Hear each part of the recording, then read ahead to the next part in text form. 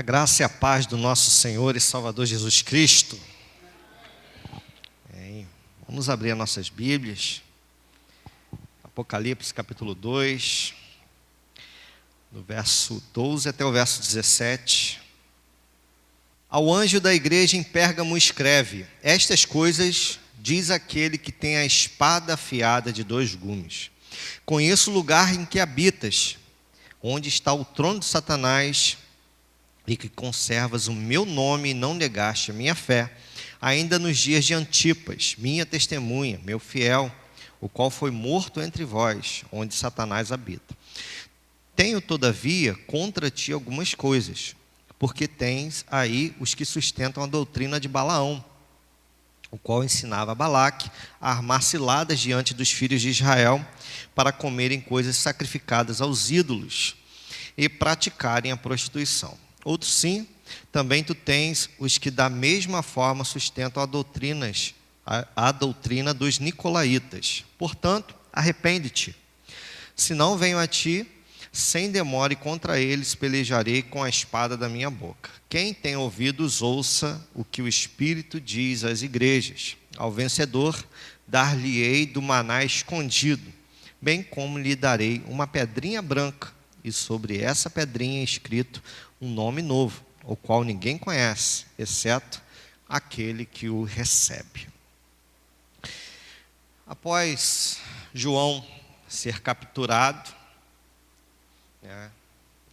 por causa da palavra de Deus e do testemunho do Evangelho de Jesus Cristo, está em Apocalipse capítulo 1, versículo 9, João ouviu uma grande voz que falava com ele, para ele escrever e enviar cartas às 7 igrejas da Ásia. O próprio Cristo falou com João para escrever estas cartas, ou seja, todas as palavras escritas por João partiram diretamente do nosso Senhor e Salvador Jesus Cristo, que apareceu para ele. Eu não posso deixar de falar essas palavras que são maravilhosas. Uma imagem gloriosa, com cabeça e cabelos brancos como a neve, conforme o versículo 14 do capítulo 1, os olhos como chamas de fogo, os pés como bronze polido, um brilho intenso, a voz de muitas águas, que significa voz de autoridade ou voz de multidões, e algumas partes de Apocalipse falam sobre isso. E no verso 16 consta que ele tinha na mão direita as 7 estrelas, que significam os 7 anjos das igrejas, os 7 pastores das igrejas.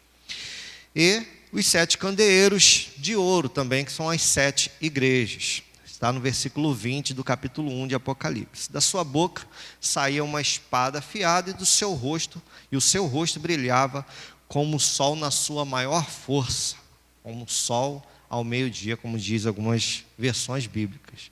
Se você olhar para o sol em qualquer horário, já deixa a nossa visão já um pouco ferida, vamos dizer assim. Se for ao meio-dia, então é difícil até de você olhar diretamente para o sol. Então o rosto dele brilhava exatamente como o sol na sua maior força. Após aquela visão gloriosa, João caiu como morto.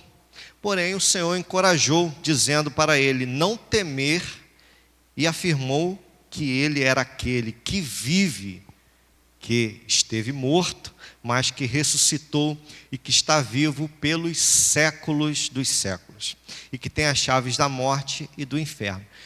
Interessante que para cada igreja, ele disse uma característica dessa carta, que a gente falou aqui. Por exemplo, estas coisas diz aquele que conserva na mão direita 7 estrelas. Na outra, estas coisas diz o primeiro e o último, o alfa e o ômega. E na outra carta que a gente vai estudar agora, estas coisas diz aquele que tem a espada afiada de 2 gumes, entre as outras cartas a mais que o próprio Senhor Jesus Cristo mandou João escrever. E é sobre essa última carta, espada de 2 gumes, que a gente vai falar, que é a igreja de Pérgamo. E nós iremos meditar hoje. Enquanto a igreja de Éfeso tinha falsos apóstolos, a igreja de Esmirna tinha a sinagoga de Satanás, mas a de Pérgamo era localizada dentro do próprio centro do reino satânico. O próprio trono de Satanás estava na igreja, a igreja de Pérgamo estava localizada exatamente onde Satanás tinha o seu trono. Isso está no versículo 13 do capítulo 2 que a gente leu aí. Ainda assim, a igreja permanecia fiel a Cristo, mesmo com a morte de Antipas, testemunha fiel, conforme o texto também fala isso.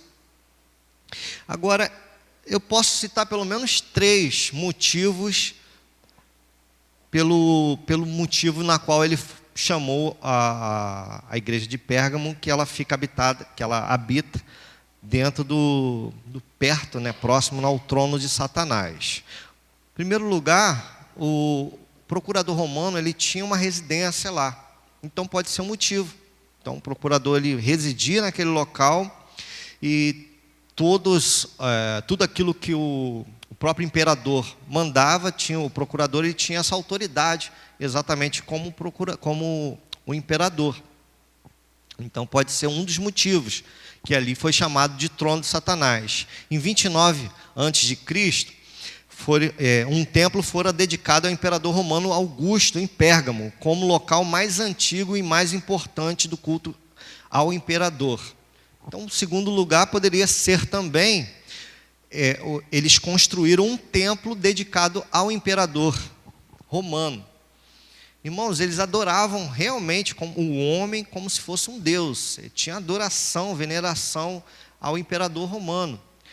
E tanto isso acontecia não somente em Roma, mas havia ainda outras histórias. O próprio faraó também era adorado pelos egípcios, né? Em terceiro lugar, pode ser também porque quando você chegava em Pérgamo, tinha uma estátua gigantesca de um altar a Zeus, a 300 metros de altura. Então você conseguia ver isso de longe, 300 metros de altura, uma estátua que era dedicada a Zeus.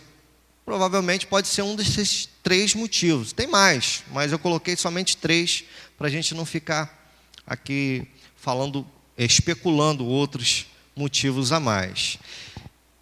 Interessante que em Pérgamo também, tinha um couro especial que era fino, e eles pegavam aquele couro exatamente para escrever.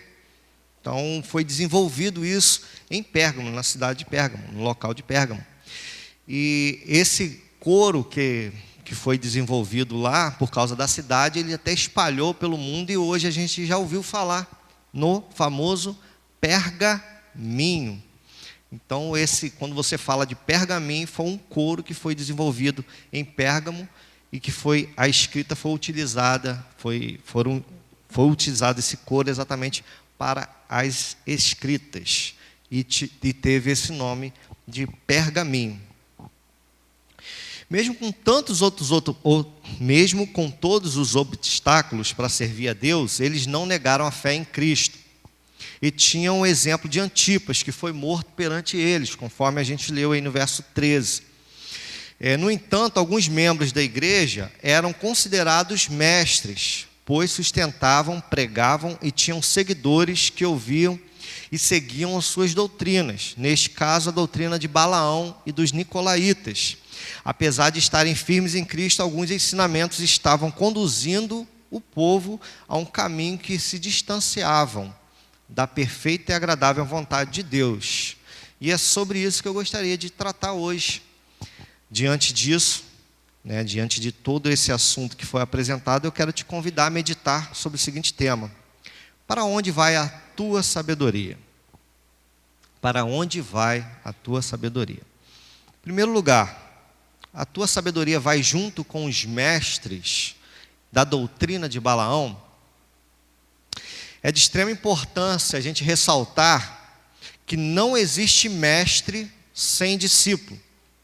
Se existe mestre, é porque tem discípulos. Amém, irmãos? Essas pessoas, esses discípulos que seguem os mestres, é porque eles concordam com as filosofias, com as ideias que este mestre apresenta. Mas qual foi a doutrina de Balaão, afinal de contas? No verso 14 do capítulo 2 aí de Apocalipse, se você puder acompanhar comigo, consta que ele ensinou Balaque a armar ciladas para os israelitas, com o propósito de os conduzir ao que desagrada a Deus. Ou seja, conduzir o povo ao pecado, se alimentando de oferendas aos deuses e praticando prostituição. Basicamente isso que Balaão ensinava a Balaque. Você precisa conduzir o povo a se prostituir e a comer as coisas e adorar os outros deuses, né? Resumindo. Mas, para a gente entender um pouco mais da história de Balaão, a gente precisa voltar em Números, capítulo 22, que fala sobre a história de Balaque. Balaque foi o rei dos Moabitas. Israel tinha enfrentado várias guerras, tinha vencido vários povos que estavam perto de Moabe, e aquelas vitórias estavam incomodando Balaque. No verso 6 do capítulo 22 de Número, Balaque faz um convite a Balaão, para Balaão ir até ele e amaldiçoar o povo de Israel. E no verso 7 diz que ele levou, os representantes de Balaque não foram de mãos vazias, né? Eles levaram o que o texto diz é o preço dos encantamentos, levaram dinheiro para Balaão para amaldiçoar o povo de Israel. Ou seja, Balaão, a gente vai te dar um dinheiro aqui para você amaldiçoar o povo de Israel. E isso acontece hoje também, né, irmãos? Por isso, ele também é conhecido como um profeta mercenário. O apóstolo Pedro fala um pouco sobre isso no capítulo 2 da carta dele. Pois receberia dinheiro para amaldiçoar os israelitas. Entre os capítulos 22 até o capítulo 24, Balaão tenta constantemente amaldiçoar o povo de Deus, os israelitas. Porém, toda vez que ele chegava no monte para amaldiçoar o povo, ele não conseguia amaldiçoar o povo. Na hora que ele chegava lá, bendito seja o povo de Deus. E Deus conduzia ele exatamente para abençoar o povo, ao invés de amaldiçoar o povo de Deus. Deus sempre impedia isso. E no capítulo 25 de Números 25, consta que as moabitas se relacionaram, ou seja, se prostituíram com os israelitas e os convidaram aos sacrifícios de seus deuses. E isto ocasionou na morte de 24.000 pessoas. Irmãos, como crentes, não é saudável para a igreja, para as pessoas, brincar com o pecado. Não brinque. E quando você vê alguma pessoa nessa situação, exorte ela com carinho, com amor, para que ela não seja conduzida por isso. Porque por causa de uma coisa dessa, que às vezes para muitos hoje é insignificante, morreram 24.000 pessoas. No capítulo 31 de Números, no verso 8, consta a morte de Balaão. O texto ele não é muito explícito que Balaão conduziu o povo ao pecado. Você precisa, a Bíblia é um quebra-cabeça sobre essa história, então você precisa juntar os textos para entender isso. E o texto de Apocalipse capítulo 2, que a gente leu, Números do 22 até o 25, a gente começa a entender um pouco. Tem um Números 31 que fala sobre a morte de Balaão, então é um jogo de quebra-cabeça aqui que a gente vai colocar aqui para os irmãos entenderem um pouco mais. Em resumo, como Balaão não conseguia amaldiçoar o povo de Deus, pois estavam andando retamente perante o Senhor ensinou os moabitas, perante o Senhor, Balaão ensinou os moabitas a conduzir o povo ao pecado da prostituição e da adoração aos deuses estranhos. Tem um comentário bíblico que diz assim: assim como Balaque tinha o seu Balaão, assim os de Pérgamo tinham os seus nicolaítas. Os nicolaítas desempenhavam em Pérgamo o papel de Balaão. A mesma coisa que Balaão fazia, os nicolaítas também faziam. Por isso que ele faz uma referência aos nicolaítas. Da mesma forma que acontece na igreja de Pérgamo, acontece hoje. Mas com uma nova roupagem. Hoje acontece um pouco diferente. Muitos eram mestres que conduziam o povo ao pecado de adoração aos ídolos. Hoje, o ídolo é o amor ao mundo e às coisas que há no mundo, conforme a primeira carta de João, capítulo 2, do versículo 15 até o versículo 17, não precisa abrir, que diz que não ameis o mundo, nem aquilo que há no mundo. Aí ele fala sobre a concupiscência da carne, a soberba da vida. Então João faz essa crítica, a partir do verso 19, quando ele faz essas exortações, ele diz, eles, se referindo aos mestres, eles saíram do nosso meio, entretanto, não eram dos nossos, porque se tivessem sido dos nossos, teriam permanecido conosco. Todavia, eles se foram para que ficasse manifesto que nenhum deles é do nosso. E vós possuís a unção que vem do Santo, e todos têm de conhecimento. Não vos escrevi porque não saibais a verdade, antes porque a sabeis, e porque mentira alguma jamais procede da verdade. João está falando aqui, em resumo, irmãos, esses falsos mestres, esses falsos profetas, saíram do meio da igreja, do meio do povo de Deus. E é exatamente isso que estava acontecendo na igreja de Pérgamo. Tinha pessoas que estavam se levantando ali, pregando um evangelho que não era um evangelho do Senhor Jesus Cristo, e que saía do meio da igreja. Então, hoje, há ensinamentos sobre prática de fornicação, sobre pornografia, sobre traição, sobre troca de casais, pedofilia, zoofilia, homossexualismo, bissexualismo, identidade de gênero, e a lista continua. Eu tenho certeza que, com certeza, os irmãos já ouviram falar sobre isso. E pode ter certeza que a grande maioria dessas pessoas foram crentes, ou até são crentes, mas que ensinam essas práticas. Eles saíram, infelizmente, falo com muita tristeza isso, mas que eles saíram do meio da igreja, do meio do povo. E eu não quero aqui citar igrejas aqui, mas eu tenho certeza que hoje todos têm acesso à internet e com certeza já viram igrejas que assumem exatamente o papel de coisas absurdas como essa que eu falei aqui, e que infelizmente não tem, começam a dizer que aquilo que aconteceu no Antigo Testamento, aquilo era uma prática da idolatria, a questão do sexual não era pecado, o único pecado era a idolatria em si. Enfim, tem ensinamentos que seguem uma linha que vai contrária à palavra do Senhor. Se você puder abrir a sua Bíblia, em 1 Coríntios, capítulo 6, do versículo 9 até o 11. Por favor, abre a Bíblia comigo, por favor.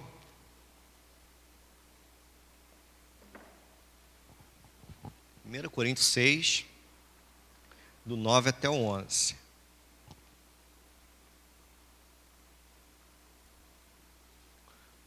Vamos ler todo mundo junto? Vamos lá? Ou não sabeis que os injustos não herdarão o reino de Deus? Não vos enganeis, nem impuros, nem idólatras, nem adúlteros, nem efeminados, nem sodomitas, nem ladrões, nem avarentos, nem bêbados, nem maldizentes, nem roubadores herdarão o reino de Deus. Tais fostes alguns de vós, mas vós vos lavastes, mas fostes santificados, mas fostes justificados em nome do Senhor Jesus Cristo e no Espírito do nosso Deus. Antes éramos perdidos, antes éramos seguidores de doutrinas de demônios, por causa da nossa ignorância. Hoje nós fomos resgatados pelo precioso sangue do Senhor Jesus Cristo. Amém, irmãos? Para aqueles que viveram uma vida em pecado, saiba de uma coisa: onde abundou o pecado, superabundou a graça de Deus sobre a nossa vida. Aonde a gente pecou, certamente a graça, o sangue de Cristo nos cobriu do nosso pecado. Por isso nós estamos louvando e engrandecendo o nome do Senhor e rejeitando todas essas doutrinas que são doutrinas de Balaão. Nós temos uma espada de 2 gumes na nossa mão, irmãos, que se chama Bíblia Sagrada, amém? Amém. E precisamos saber manuseá-la corretamente, para não causar danos aos irmãos que estão inclinados a seguir caminhos que não são de Cristo. Como conhecedores da palavra, podemos escolher em ser ou não mestres como Balaão. Irmãos, a palavra de Deus é tão poderosa que ela nos ensina a conduzir a igreja ao caminho correto. Mas ela, se for usada sem a instrução do Espírito Santo, também nos ensina a conduzir a igreja ao caminho da perdição. Um dos exemplos é a vida de Balaão. Era um falso profeta. Mesmo assim ele era usado por Deus. Como assim, irmão? A Bíblia pode ser usada? Não entendi muito bem isso. Eu explico, não tem problema. Balaão, nós temos uma referência bíblica com Balaão. O que Balaão fez? Balaão foi amaldiçoar o povo de Deus. Não conseguiu, porque o povo estava reto perante o caminho do Senhor. Então, o povo fechou todas as brechas. Não havia brechas para Satanás entrar no meio da comunidade. Por isso que o povo não estava sendo amaldiçoado. Então, Balaão pensou e passou para os moabitas. Olha, tem uma maneira para Deus amaldiçoar esse povo. Qual é a maneira? Conduza o povo ao pecado. Por isso que eu falei sobre os mestres, irmão. Para onde vai o caminho? Para onde vai o teu pensamento? O teu pensamento segue as doutrinas de Balaão? Por quê? Porque a Bíblia nos ensina, por incrível que pareça, ela nos ensina como conduzir o povo ao pecado, como conduzir o povo ao erro. Só que essa não é a vontade de Deus, amém, irmãos? Essa não é a vontade de Deus. Embora a Bíblia tenha relatos ali, claro, que quem faz isso é um herege, quem faz isso conduz o povo à perdição, a Bíblia nos dá vários alarmes que não devemos fazer isso de forma alguma. E exatamente isso são alertas para aqueles que ensinam, para aqueles que conduzem um povo através do ensinamento. Então, para onde vai a tua sabedoria? Vai junto com os mestres? Conforme foi com Balaão? Creio que não.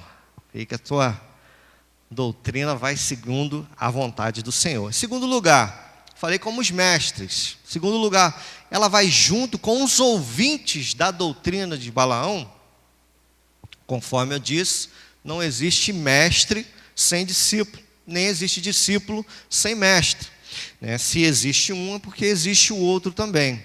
O mestre, ele não apenas ensina com os seus lábios, mas ele precisa, com as suas práticas didáticas, ele precisa ensinar através da sua vida. E isso, o cristianismo, a gente fala isso constantemente. A gente precisa dar exemplos, né? E é exatamente isso. Então, se o mestre ensina todas estas abominações, significa que ele também as pratica. Geralmente, essas pessoas que ensinam essas abominações, é porque ela pratica todas essas coisas. Então, ele não é somente um mestre, ele é um praticante, um ouvinte. Nesse sentido que eu coloquei um ouvinte no sentido de ser um praticante também dessas heresias, dessas doutrinas de Balaão. E a estratégia é simples, né? Convida-os a participarem no culto aos ídolos e para a imoralidade comum nessas ocasiões. Não lhes envie um grande exército, mas pequenas donzelas. Ou seja, não provoque a guerra contra eles. Promova uma falsa paz. E era esse ensinamento que os mestres passavam para os ouvintes. E os ouvintes, aparentemente, aquilo ali não tinha nada demais. O meu mestre está me ensinando isso, então eu posso praticar. Mas por que eu devo exortar os irmãos a não praticarem estes atos? Por que nós devemos exortar uns aos outros, irmãos? Por quê? Através destas práticas surgem oportunidades demoníacas para a destruição do povo de Deus. Como um simples ouvinte, aquilo é apenas um convite. Quando a pessoa não conhece a palavra de Deus, acha a famosa frase, né? Não tem nada a ver, eu posso ir, não tem nada a ver. Mas sabemos que é o próprio inimigo de nossas almas que está por trás disso tudo. O próprio diabo está por trás disso. Então precisamos ficar atentos a isso. o diabo usa diversas formas para conduzir o povo ao pecado, pois isto deixa a igreja fragilizada, deixa a igreja doente e deixa a igreja morta. Em Números capítulo 25, após o povo se prostituir com as moabitas e comer as oferendas aos deuses, o Senhor se irou contra eles e ordenou a matança destes desobedientes. Lá no versículo 4 de Números 25 diz assim: disse o Senhor a Moisés: toma todos os cabeças do povo e enforca-os ao Senhor ao ar livre, e a ardente ira do Senhor se retirará de Israel. Irmãos, a palavra é muito dura, essa palavra, esse texto é muito duro. Os que morreram da praga foram 24.000 pessoas que morreram dessa praga por causa do pecado. Deus destruiu todo o império egípcio porque eles eram idólatras. Não foi porque o povo era bom, não foi porque os israelitas eram bonzinhos, não. Ele destruiu porque o povo do Egito era idólatra. Tanto que ele colocou o mar vermelho, mar de sangue, porque eles adoravam o mar, colocou as rãs, porque eles tinham os deuses também que protegiam, Baal, eles também seguiam. Enfim, quando Deus escreveu os 10 mandamentos, foi exatamente para exortar o povo a não praticar aquilo que os egípcios praticavam. Como ter outros deuses. Os egípcios tinham diversos deuses.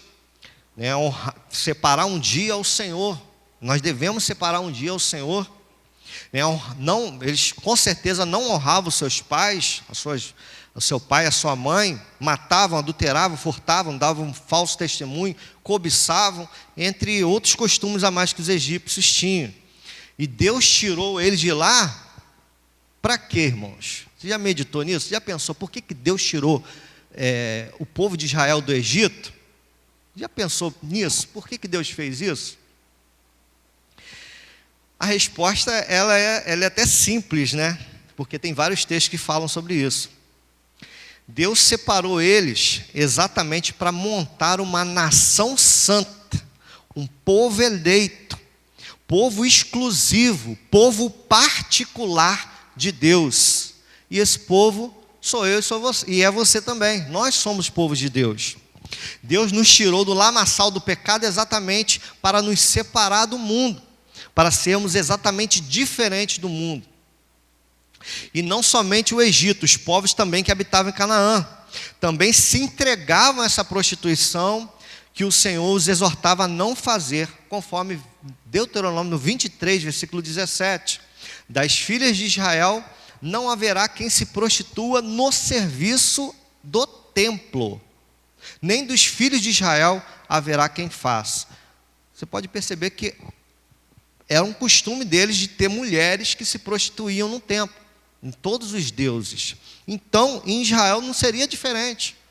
Então, eles começaram a imitar as nações. Por isso que Deus falou: não imite as nações, não façam as mesmas coisas que eles fazem. Por isso que Deus chamou o povo para ser uma nação eleita, um povo santo, sacerdócio real. E nós somos esse povo. Glórias a Deus por isso. Com base em tudo isso que eu tenho falado, nessas informações, percebemos que, ao ouvirmos estes ensinamentos e praticá-los, estamos sendo amaldiçoados pelo próprio Deus. Não estou falando de salvação, tá, irmãos? Estou falando de maldição, sofrer doenças, sofrer peste, sofrer diversas coisas. E pode acontecer. Se Deus quiser nos livrar, livrar o pecador, Ele pode até livrar pela mão onipotente dEle, porque Ele é todo poderoso. Mas é muito importante a gente exortar a igreja para não considerar que isso pode, certamente eu vou pecar e certamente o Senhor me livrará. Tem até alguns textos em Deuteronômio que nos exortam contra isso. Mas nós estamos hoje no tempo da graça, irmãos. O tempo da lei já foi, o tempo da graça. E eu acredito que você já deve ter ouvido isso também. Hoje nós não estamos mais no tempo da lei, não, nós estamos no tempo da graça. Eu te convido também a abrir em Hebreus, capítulo 10, do versículo 26 ao 31. Abra, por favor, comigo.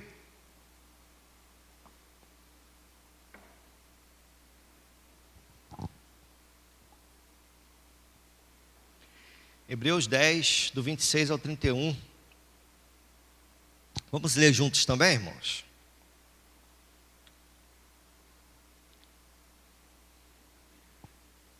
Diz assim: porque se vivemos depois de termos recebido pleno conhecimento da verdade, não resta sacrifício pelos pecados. Pelo contrário, certa expectação horrível de juízo e fogo vindouro, prestes a consumir os adversários. Sem misericórdia, pelo depoimento de 2 ou 3 testemunhas, quem tiver rejeitado a lei de Moisés, do quanto mais severo castigo julgares, vós será considerado digno aquele que calcou aos pés do Filho de Deus e profanou o sangue da aliança com a qual foi santificado e ultrajou o Espírito da graça. Ora, nós conhecemos aquele que disse: a mim pertence a vingança, eu retribuirei, e outra vez o Senhor julgará o seu povo. Horrível. Irmãos, horrível coisa é cair na mão do Deus vivo.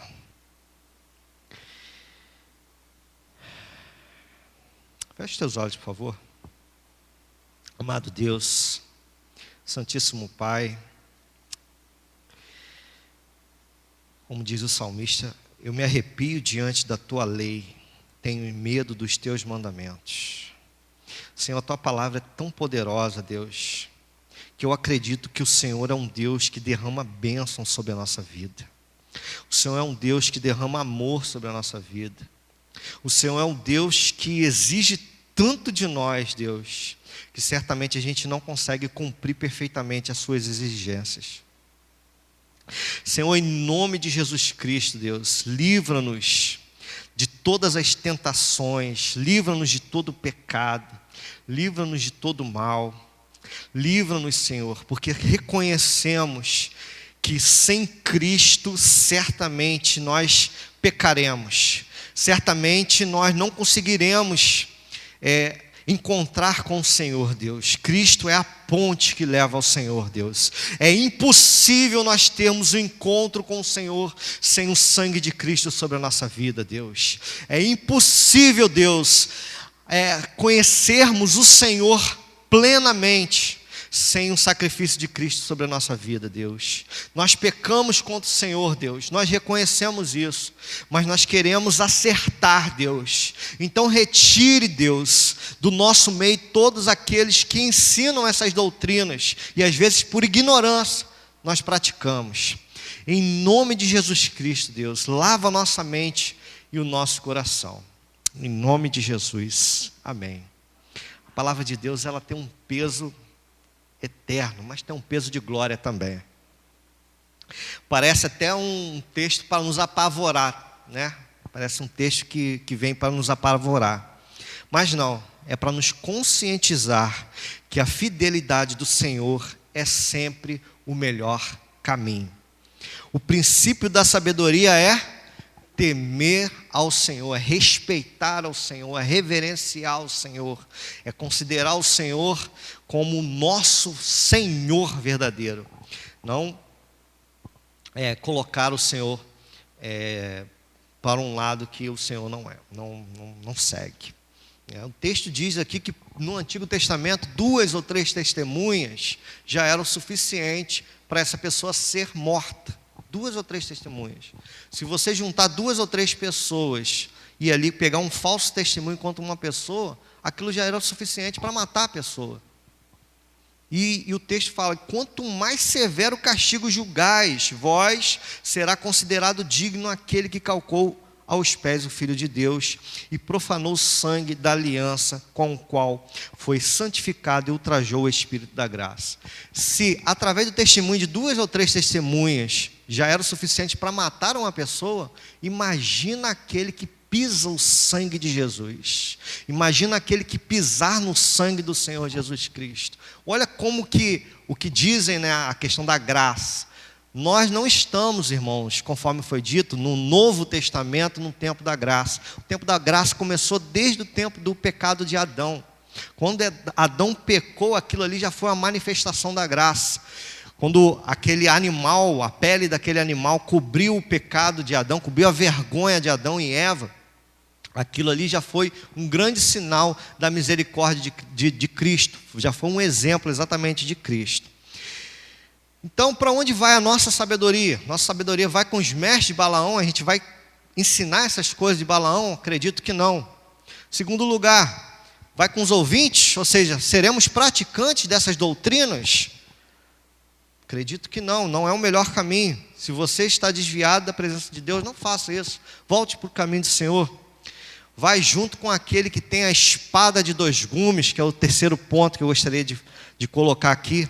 Nosso conhecimento, nossa sabedoria precisa ir junto com aquele que tem a espada de dois gumes, ou seja, com a palavra de Deus, com aquele que tem a palavra de Deus na sua boca. No verso 16 de Apocalipse, capítulo 2, Jesus dá uma ordem: arrepende-te, se referindo ao anjo da igreja, a liderança da igreja, aqueles que ensinam também a igreja. Arrependa-te, ameaçando uma guerra, uma peleja contra eles. A liderança de Pérgamo deveria tomar uma atitude contra estes mestres, pois Cristo estava prestes a ir à peleja contra aqueles mestres.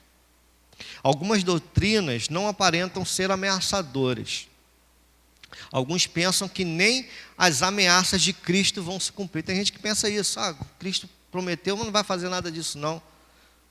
Se a gente crê na verdade da salvação, a gente precisa crer também que, se pecarmos, certamente nós sofreremos algumas consequências contra isso. Porém, quando somos revestidos do poder de Deus, temos ouvidos sensíveis ao que o Espírito diz à igreja. E certamente teremos pressa em resolver as doutrinas de Balaão que surgem no meio da igreja. É difícil, irmãos, lidarmos com alguns Balaãos que surgem na igreja, em algumas igrejas. Porque geralmente esse Balaão, ele é uma pessoa carismática, ele é uma pessoa que é cativante, ele é amigo do povo, é aquele cara sorridente, que conquista facilmente os ouvintes, aquela pessoa que gosta de cativar as pessoas. A igreja nem sempre percebe o estrago que ele faz no meio do povo de Deus. E quando o anjo da igreja se posiciona para frear a doutrina de Balaão, às vezes a igreja se divide. Já viu? O pastor percebe, ou a liderança da igreja em si, percebe que tem uma pessoa que está conduzindo o povo a uma rebeldia, ou dividindo a igreja. Aí o pastor percebe aquilo ali, ele exorta essa pessoa, e a igreja, como sabe que aquela pessoa é carismática, às vezes a igreja recusa ouvir o que o pastor faz e começa a ouvir essa pessoa que é carismática, porque ele é uma pessoa carismática, todo mundo gosta dele, sabe conversar. Então, isso é um ponto que é importante ressaltar aqui, que às vezes a igreja sofre exatamente porque são necessárias algumas atitudes e a igreja não consegue entender isso, porque ela não consegue ter a mesma ótica, a mesma visão que a liderança da igreja tem. A igreja nem sempre percebe o estrago que essas pessoas fazem no meio do povo de Deus. E quando o anjo da igreja se posiciona para frear, a igreja às vezes se divide, conforme disse. Alguns se perdem num caminho e depois que está perdido, reconhece que caiu uma cova horrível em um poço de lama e não consegue voltar. Se afasta da igreja e não consegue voltar. E depois ela desperta: rapaz, eu estava feliz e não sabia. Aquela famosa frase: eu estava feliz e não sabia. No verso 17 do capítulo 2, que a gente está lendo em Apocalipse, diz que faz algumas promessas para aquele que seguir a sabedoria de Cristo. Quem vencer receberá um maná escondido. Ou seja, ele vai ser alimentado pelo próprio Deus. O maná que sustentou o povo no deserto vai receber pão vivo de Deus. Quem continuar seguindo ao Senhor, sendo firme, vai receber esse maná escondido. E de acordo com a tradição judaica, pouco antes da destruição do templo, lá em 586 a.C., Jeremias tomou a Arca da Aliança, de acordo com a tradição judaica, tá, irmãos? Tomou a Arca da Aliança e a escondeu em uma caverna sobre o Monte Sinai. Tem um livro, Macabeus, segundo livro de Macabeus, capítulo 2, do verso 4 até o verso 8, fala sobre isso. Não tem na nossa Bíblia. A gente não reconhece esse livro como um livro inspirado, mas ele serve para estudo, como um livro histórico também. Diz assim: no momento em que chegou, descobriu uma vasta caverna, na qual mandou depositar a arca, o tabernáculo e o altar dos perfumes. Em seguida tapou a entrada. Isso tudo que Jeremias fez, ele achou uma caverna, guardou lá dentro e tapou a entrada. Tinha algumas pessoas junto com ele, né? Alguns daqueles que o haviam acompanhado voltaram para marcar o caminho com os sinais, mas não puderam achá-lo. Quando Jeremias soube, repreendeu-os e disse-lhes que esse lugar ficaria desconhecido até que Deus reunisse o seu povo e usasse com ele de misericórdia. Então revelará o Senhor o que ele encerra, e aparecerá a glória do Senhor com uma densa nuvem semelhante a que apareceu no templo de Moisés, e quando Salomão orou, ou rezou, conforme o texto diz, para que o templo recebesse uma consagração magnífica. Então ele está dizendo ali que Jeremias escondeu a Arca da Aliança, dentro da Arca da Aliança tinha um maná, por isso que eu citei esse texto. Dentro da Arca da Aliança tinha um maná, então ele escondeu numa caverna, tapou, saiu daquele local. As pessoas que estavam com Jeremias começaram a marcar o caminho. Eu vou saber onde que ela está escondida, para depois eu voltar e pegar essa arca. Só que Jeremias repreendeu os seus seguidores, e ela ficou escondida e está escondida até hoje, conforme a tradição judaica. Esse seria um ponto. Então esse maná vai ser recuperado de forma sobrenatural por Deus. O segundo lugar que o texto fala também, fala de uma pedrinha branca. E existem várias ideias que poderia ser essa pedrinha branca. Tem um comentário bíblico que diz assim: as pedras brancas com nome, como uma espécie de bilhete dado aos membros da associação, da guilda, como se fosse uma associação ou vencedores dos jogos para admissão às festas. Ou seja, como se fosse uma carteirinha de membro de um clube, quando você tem acesso e benefícios a esse clube. Essa pedrinha branca seria exatamente isso. Agora você tem um acesso às bênçãos divinas, às bênçãos celestiais. Então, quem vencer todas essas doutrinas de Balaão, todas as doutrinas desses hereges, vai receber essa pedrinha branca, vai receber um maná escondido do Senhor também. E também, além disso tudo, vai receber um novo nome. E esse novo nome poderia ser o nome de Deus ou de Cristo escrito na vida do crente.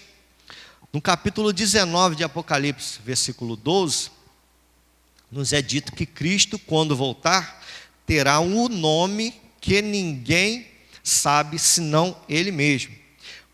Mas a carta acrescenta aqui que este nome será desconhecido, exceto para aquele que o recebe, o que seriam os próprios crentes.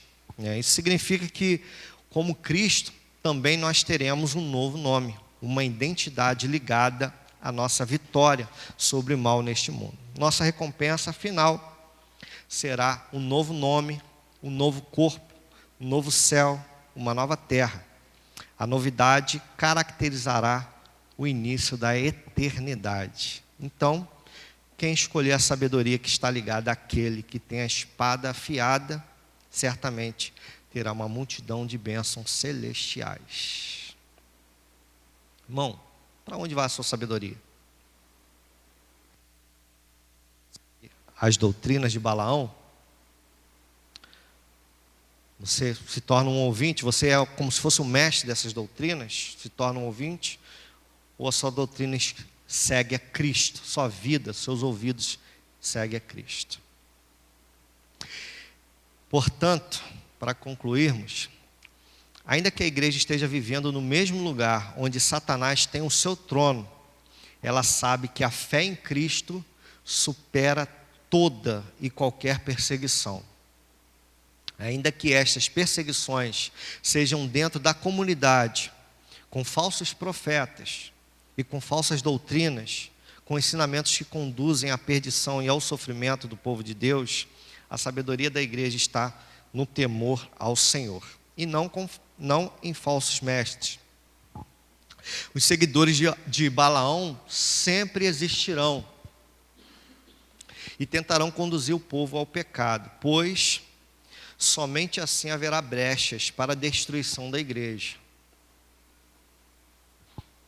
Cristo destruirá todos os seus inimigos pela espada que sai da sua boca e concederá bênçãos a todos os que se manterem fiéis a Ele.